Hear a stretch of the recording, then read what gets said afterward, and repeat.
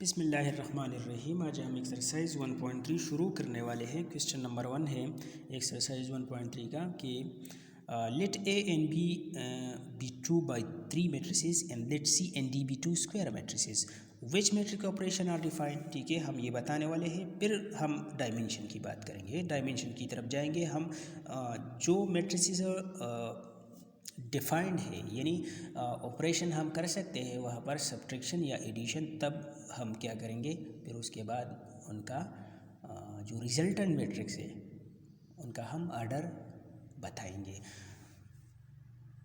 यहाँ पर ये बात याद रखें कि यहाँ पर ए और बी मैट्रिसेस जो गिवन है उसका ऑर्डर है 2/3। सी और डी जो गिवन है वो 2 स्क्वायर मैट्रिसेस है। तो स्क्वायर मैट्रिसेस का मतलब क्या हुआ, 2/2 वाला मैट्रिक्स होगा। ठीक है, यानी square number of rose number of columns के इक्वल होंगे, तब हम ये कह सकते हैं कि ये स्क्वायर मैट्रिक्स है।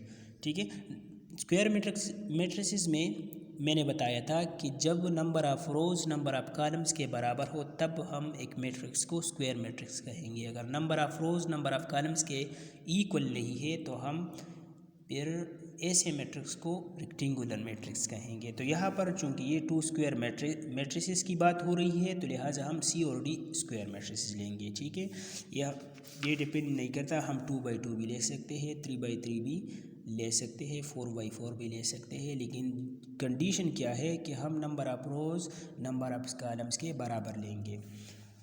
इस क्वेश्चन में टोटल 4 पार्ट्स है। 1 नंबर है ए और बी, सेकंड है बी प्लस डी, थर्ड है 3a-2c और लास्ट है 7c + 2d। इसको हम सॉल्व करने वाले हैं। सॉल्यूशन की तरफ आते हैं। सबसे पहले क्वेश्चन जिस तरह गिवन है, यहाँ पर ए और बी हमारे पास सिर्फ ऑर्डर गिवन है ए और बी का, और सी और डी का ऑर्डर गिवन है, एलिमेंट्स गिवन नहीं है। तो लिहाजा हम क्या करेंगे, ए बी सी डी इन सारों का एक जनरल मैट्रिक्स लेंगे। ठीक है, इन सारों का एक जनरल मैट्रिक्स लेंगे जहाँ पर हम मैट्रिक्स ए वाले एलिमेंट्स A1 A2 इस तरह रिप्रेजेंट करेंगे, बी वाले बी से, सी वाले सी से और डी वाले स्मॉल लेटर से रिप्रेजेंट करेंगे। चलो, मैट्रिक्स ए को हम A1 A2 A3 A4 A5 A6 से रिप्रेजेंट करते हैं, बी को B1 B2 B3 up to B6 से, सी को C1 से C4 तक और डी को D1 से D4 तक इससे रिप्रेजेंट करते हैं। ए का ऑर्डर क्या हो गया, 2/3, बी का ऑर्डर हो गया 2/3, सी का 2/2 और डी का 2/2। ठीक है, सबसे पहले हम ए प्लस बी की तरफ आते हैं। हम ये यहाँ पर ये साबित करेंगे, यहाँ पर हम ये बताने वाले हैं कि आया हम ए और बी को ऐड कर सकते हैं या नहीं।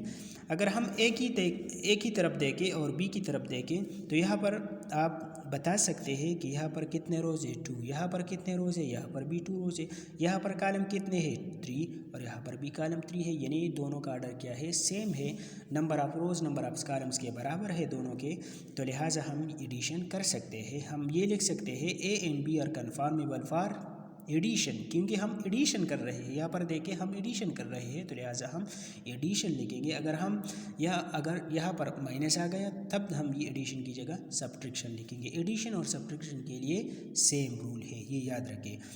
तो एडिशन हम कर सकते हैं क्यों कर सकते हैं, क्योंकि both the matrices have same number of rose and columns. ठीक है, सेम नंबर ऑफ रोज और सेम नंबर कॉलम्स का मतलब है कि दोनों का ऑर्डर क्या है, सेम है। अच्छा, हम बी प्लस डी की तरफ आते हैं। तो बी और डी को आप यहाँ पर देखें, यहाँ पर बी और डी को देखें, ये बी मैट्रिक्स है और ये डी मैट्रिक्स। बी का ऑर्डर है 2/3 और डी का ऑर्डर है 2/2, यानी नंबर ऑफ रोज दोनों के इक्वल है। बी मैट्रिक्स में भी नंबर ऑफ रोज 2 है और डी मैट्रिक्स में भी नंबर ऑफ रोज 2 है, लेकिन अगर मैं कॉलम्स की बात करूँ तो बी मैट्रिक्स में 3 कॉलम्स है और डी मैट्रिक्स में 2 कॉलम्स है, तो लिहाजा ये सेम नहीं है, तो हम बी प्लस डी ये नहीं कर सकते। तो हम लिखेंगे statement, B and D are not conformable for addition because both the matrices have different orders. दोनों के ऑर्डर्स क्या है, डिफरेंट है। थर्ड नंबर की बात करें, 3a-2c। ठीक है, यानी ए मैट्रिक्स के साथ अगर हम 3 को मल्टीप्लाई करते हैं और सी मैट्रिक्स के साथ 2 को मल्टीप्लाई करते हैं तो आया हम फिर इन दोनों का सब्ट्रैक्शन कर सकते हैं या नहीं, तो ये हम बताने वाले हैं। यहाँ पर एक बात याद रखें कि एक मैट्रिक्स के साथ आप एक नंबर मल्टीप्लाई करते हैं तो इसका ऑर्डर पर कोई असर नहीं पड़ेगा। ठीक है, अगर ए के साथ अगर मैं निगेटिव मल्टीप्लाई करूँ निगेटिव नंबर, अगर पॉजिटिव नंबर मल्टीप्लाई करूँ तो ऑर्डर पर कुछ असर नहीं होने वाला, ठीक है, ऑर्डर बिल्कुल सेम ही रहेगा। तो हम ए और सी की बात करेंगे, ठीक है। यहाँ पर देखिए ए का ऑर्डर है 2/3 और सी का ऑर्डर है 2/2। तो यहाँ पर फिर आ जाए तो आया हम ये कर सकते हैं कि नहीं, तो ये भी हम नहीं कर सकते क्योंकि ऑर्डर्स डिफरेंट हैं। A and C are not conformable for subtraction, क्योंकि यहाँ पर सब्ट्रैक्शन साइन है, because their orders are not same. क्यों? दोनों के ऑर्डर सेम नहीं है तो लिहाजा हम सब्ट्रैक्शन नहीं कर सकते। लास्ट नंबर है 7c + 2d, तो इसका हम ये भी जहाँ पर भी c के साथ अगर मैं एक नंबर को मल्टीप्लाई करता हूँ तो इसको स्केलर मल्टीप्लिकेशन कहते हैं, d के साथ 2 को मल्टीप्लाई करो तो इसको भी स्केलर मल्टीप्लिकेशन कहेंगे। अब हम इन दोनों को ऐड करेंगे तो हम देखेंगे कि आया 7c + 2d, यानी c और d की जो दो मैट्रिसेस है ये आया कन्फॉर्मेबल है या नहीं, आर कन्फॉर्मेबल फॉर एडिशन। यहाँ पर मैंने क्या लिखा है कि ये दोनों कन्फॉर्मेबल है एडिशन के लिए, बिकॉज क्योंकि क्यों कन्फॉर्मेबल है, दियर ऑर्डर्स आर सेम, इन दोनों के ऑर्डर सेम है। यहाँ पर देखें ये है सी और ये है डी, सी का ऑर्डर है 2/2 और डी का ऑर्डर भी 2/2, यानी number of rose number of columns के बराबर है, दोनों स्क्वायर मैट्रिसेस है, तो लिहाजा हम यहाँ पर ये 4 नंबर इसको सॉल्व कर सकते हैं, इसको ऐड कर सकते हैं, ठीक है। ये था क्वेश्चन नंबर 1। अब हम आते हैं क्वेश्चन नंबर 2 की जानिब। यहाँ पर इजी क्वेश्चन है, multiply the following matrices by the real number r as indicated, यानी हम जो मैट्रिसेस गिवन है इन मैट्रिसेस को हम एक रियल नंबर के साथ मल्टीप्लाई करेंगे। Multiply A is equal two by 2, यानी ए के साथ हम 2 मल्टीप्लाई करेंगे और बी मैट्रिक्स के साथ हम क्या पी मल्टीप्लाई करने वाले हैं, यानी पी मल्टीप्लाई करेंगे। सोल्यूशन की तरफ आते हैं। सोल्यूशन में 1 नंबर है ए इज इक्वल टू 1 2 3, जिस तरह यहाँ पर गिवन है। अब हम क्या करने 2 के साथ मल्टीप्लाई करने वाले हैं, यानी इसका मतलब हुआ कि ए के साथ हम 2 मल्टीप्लाई करेंगे। यहाँ पर मैंने ये 2 लिखा और ए की जगह हम क्या लिखेंगे, ये वाला मैट्रिक्स लिखेंगे। तो अच्छा, स्केलर मल्टीप्लिकेशन में क्या था कि जब भी हम किसी नंबर को एक मैट्रिक्स के साथ मल्टीप्लाई करेंगे तो सारे एलिमेंट्स के साथ हम इस नंबर को मल्टीप्लाई करते हैं।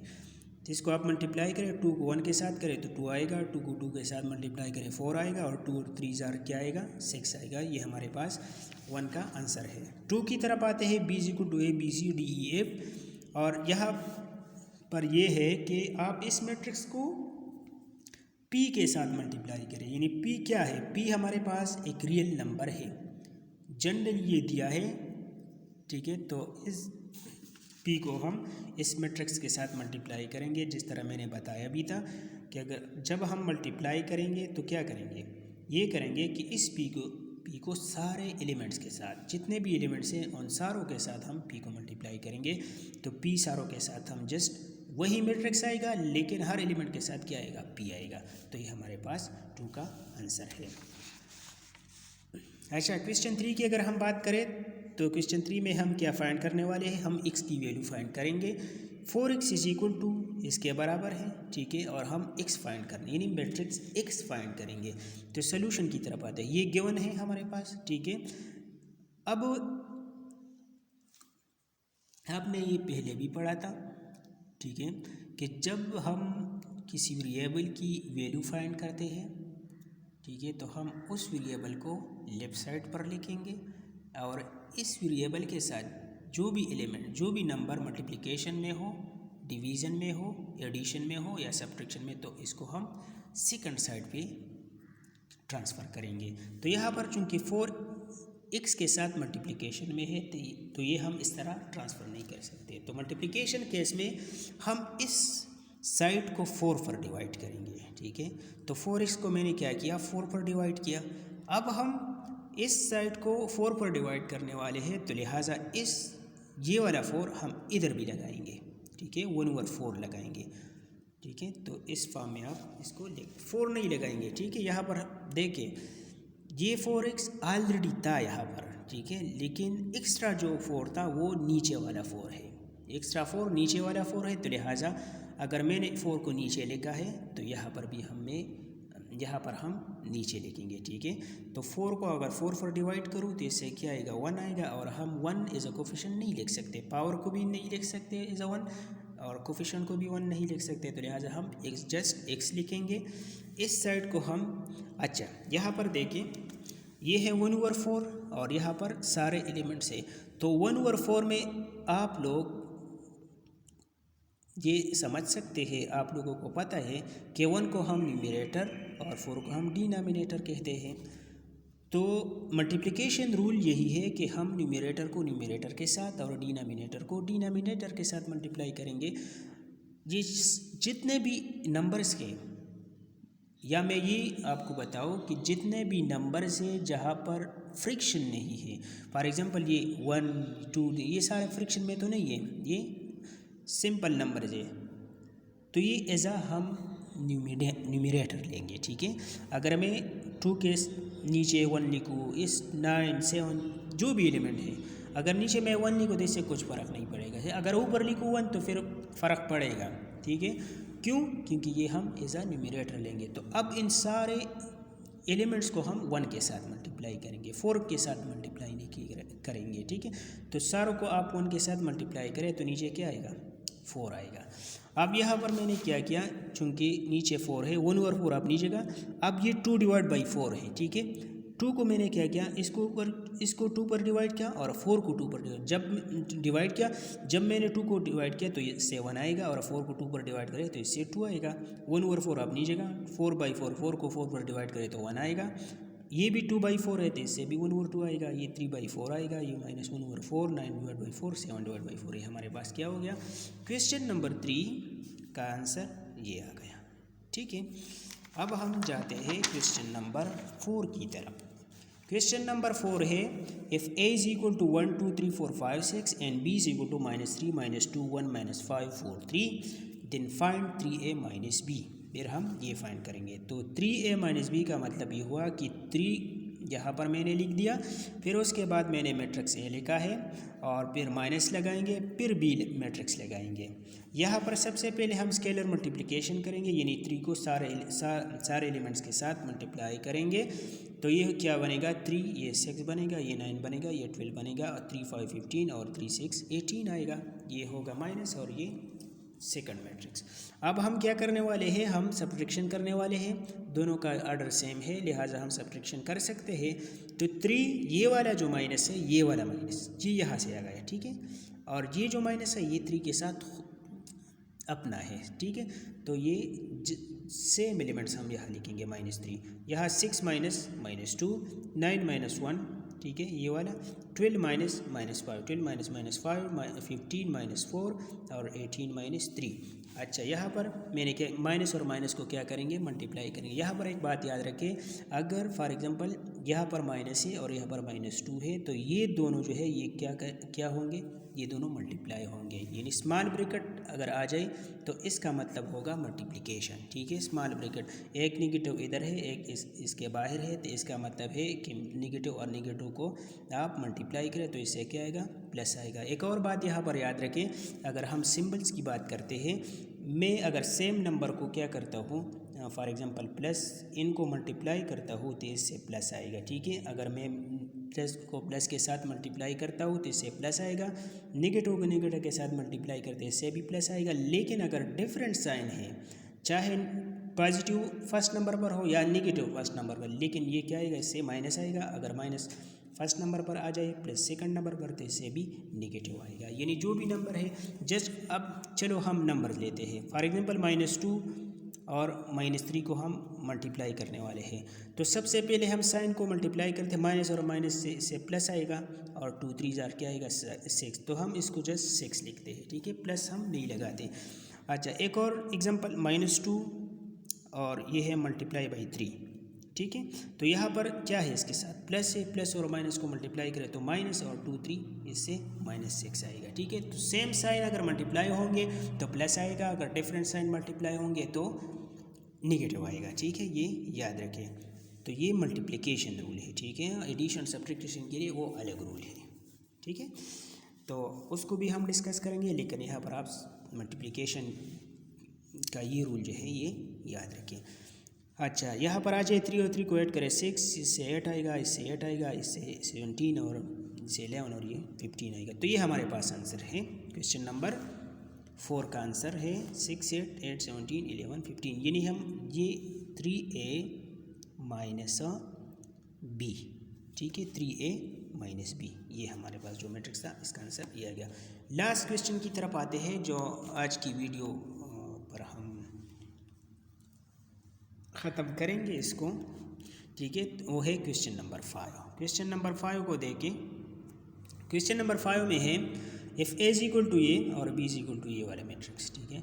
तो हम क्या करेंगे, a + 2 b is equal to C, यानी सी मैट्रिक्स फाइंड करेंगे। तो सी मैट्रिक्स फाइंड करने के लिए मैं इसको इस इक्वेशन को इस फॉर्म में लिखूँगा, ठीक है। C is equal to A + 2b। तो ए की जगह मैंने ये मैट्रिक्स लिखा, फिर उसके बाद प्लस है, फिर 2 है और फिर बी मैट्रिक्स है, ये बी मैट्रिक्स है। तो सबसे पहले हम स्केलर मल्टीप्लिकेशन करते हैं।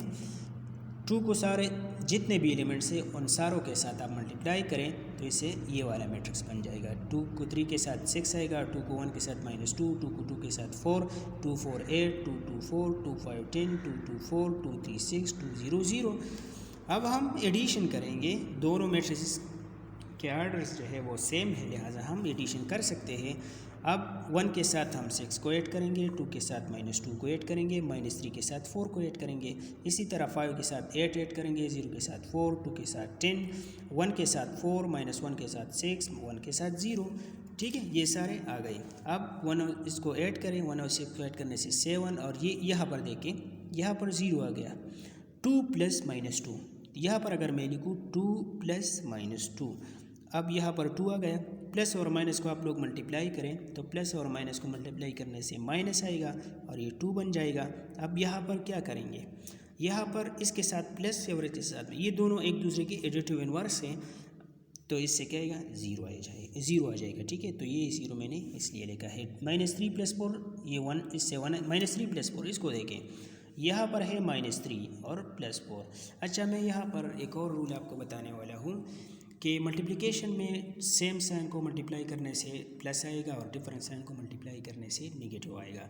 लेकिन यहाँ पर जब हम एडिशन और सब्ट्रैक्शन की बात करते हैं तो यहाँ पर ये बात याद रखें, अगर डिफरेंट 2 नंबर्स हैं और उन नंबर्स के साथ क्या है, डिफरेंट साइन है, तब हम क्या करेंगे, तब हम सब्ट्रैक्शन करेंगे और साइन उस नंबर का लगेंगे जो सबसे बड़ा हो। तो यहाँ पर -3 + 4 डिफरेंट साइन है, तो हम क्या करेंगे, 4 3 से माइनस करेंगे तो 1 आएगा, और चूंकि 4 ग्रेटर है तो लिहाजा 4 के साथ क्या है, प्लस साइन है, तो हम ये लगाएंगे। अगर इस तरह आया था +3 - 4, ठीक है, यहाँ पर भी साइन डिफरेंट है तो लिहाजा हम 1 लिखेंगे, चूँकि 4 ग्रेटर है और इसके साथ नेगेटिव है तो इसको हम नेगेटिव लिखेंगे, ठीक है। ये बात जहन में रखें।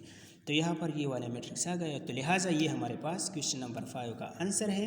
यहाँ पर 5 आता है, इससे जो है ये भी 5 आएगा और ये से 1 आएगा, ये हमारे पास आंसर है, ठीक है। बस यही तक था, क्वेश्चन नंबर 5 तक हम आ गए, ठीक है। क्वेश्चन नंबर 6 जो है वो हम इंशाल्लाह कोशिश करेंगे नेक्स्ट वीडियो में मज़ीद जो है वो डिस्कस करें। तो शुक्रिया, अल्लाह हाफिज़।